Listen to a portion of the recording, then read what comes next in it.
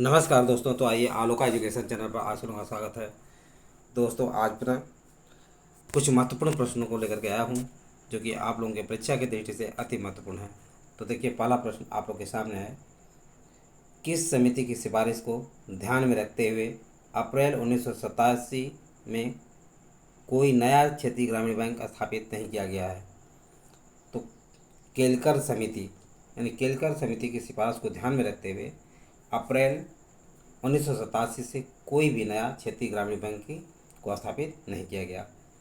खादी एवं ग्रामीण उद्योग की स्थापना किस पंचवर्षीय योजना में की गई? तो ध्यान रखिए दोस्तों, खादी एवं ग्रामीण उद्योग की स्थापना द्वितीय पंचवर्षीय योजना के समय की गई।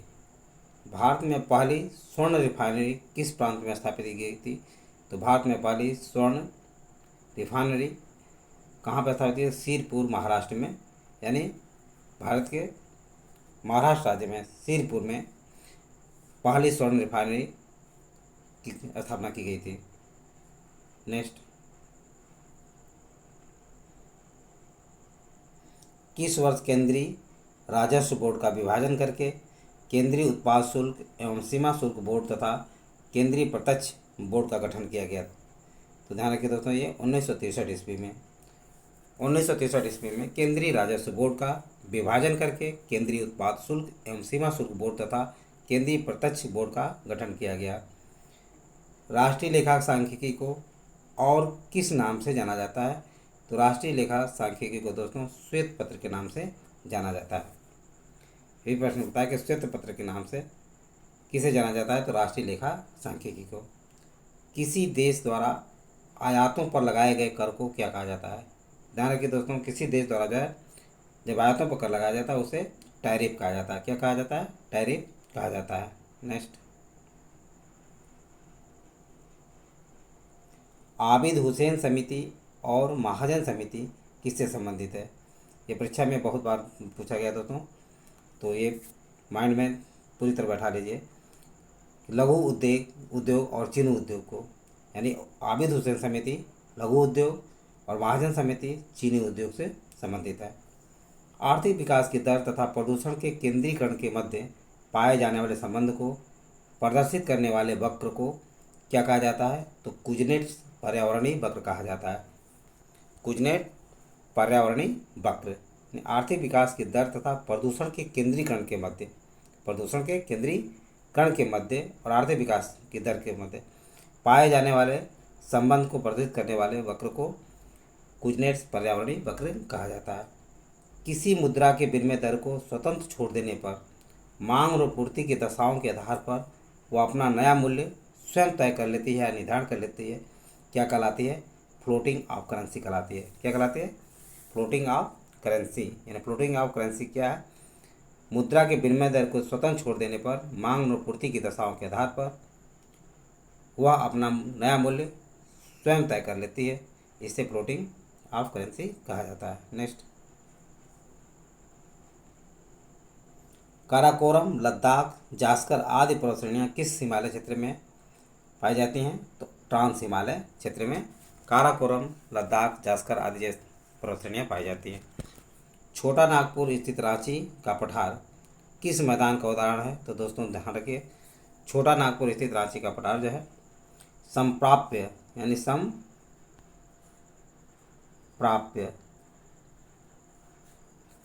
मैदान का उदाहरण है। इसे रूर के नाम से भी जाना जाता है। प्रसिद्ध पर्यटक स्थल कोडाई कनाल किस पहाड़ी में स्थित है?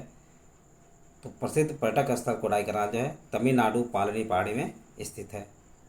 तमिलनाडु पालनी पहाड़ी में प्रसिद्ध कोडाई कनाल स्थित है। प्रसिद्ध मूर्तिकार फ्रेडरिक ऑगस्ट ने 1867 ईस्वी में स्टैच्यू ऑफ लिबर्टी को डिजाइन किया था। इस मूर्ति का टाइटल क्या है?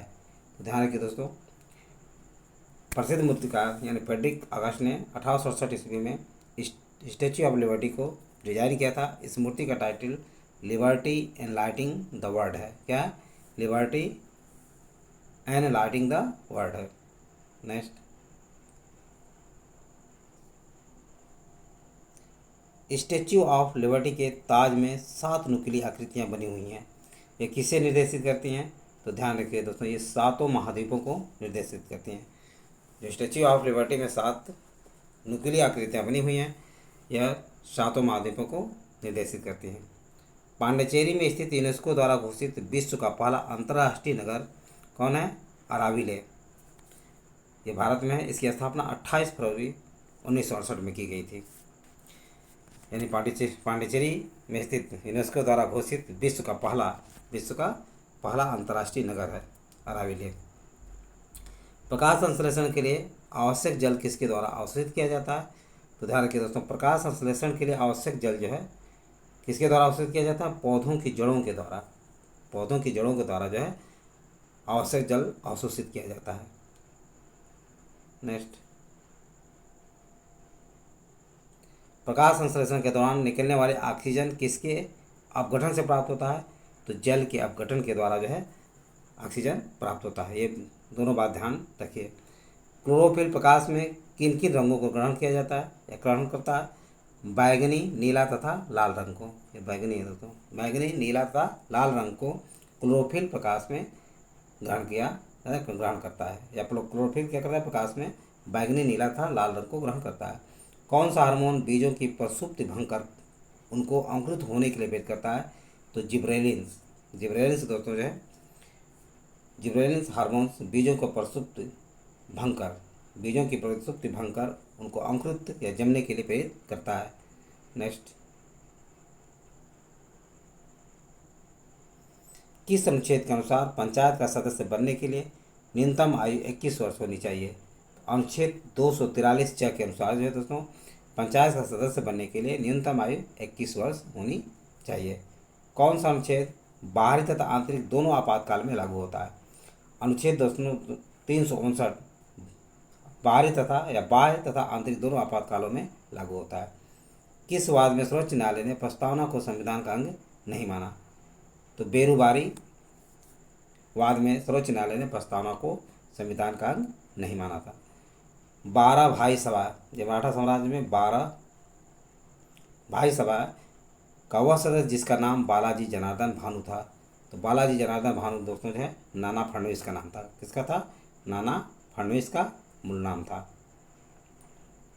नेक्स्ट, मराठा शासन के दौरान किसी एक क्षेत्र को बर्बाद न करने के बदले दिए जाने वाली रकम को क्या कहा जाता था?